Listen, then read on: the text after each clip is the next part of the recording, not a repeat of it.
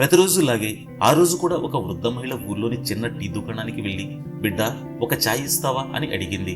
Tea వ్యాపారి కోపంతో, ఏమ్మా నీ దగ్గర డబ్బెంతుంది అని అడిగాడు.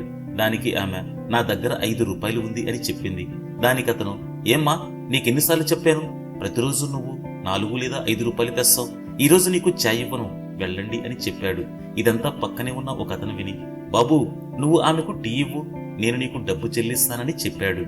ఆ మాట విన్న టీ వ్యాపారి, ఈ బామ్మ చాలా తెలివిగా నాటకాలాడుతుంది, ఈమె ఒక కోటీశ్వరురాలు, కానీ నాకు 10 రూపాయలు ఇవ్వటానికి ఈమెకి చేతులు రావటం లేదు అని చెప్పాడు.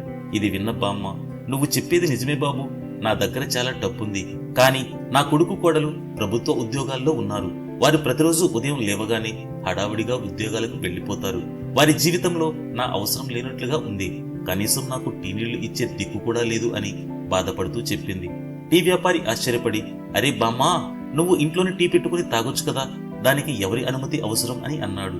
బామ్మ కంటతడి పెట్టుకుంటూ, బాబు ఇంట్లో ఉన్న వంటగదికి తాళం వేశారు, నా కొడుకు కోడలు నా వద్ద ఉన్న డబ్బంతా తీసుకుని నేను ఎప్పుడు చనిపోతానా అని ఎదురు చూస్తున్నారు. వాళ్ళు అక్కడక్కడ వదిలేసిన చిల్లర దాచుకుని ఆ చిల్లరతో నీ దగ్గర టీ తాగుతానని చెప్పింది.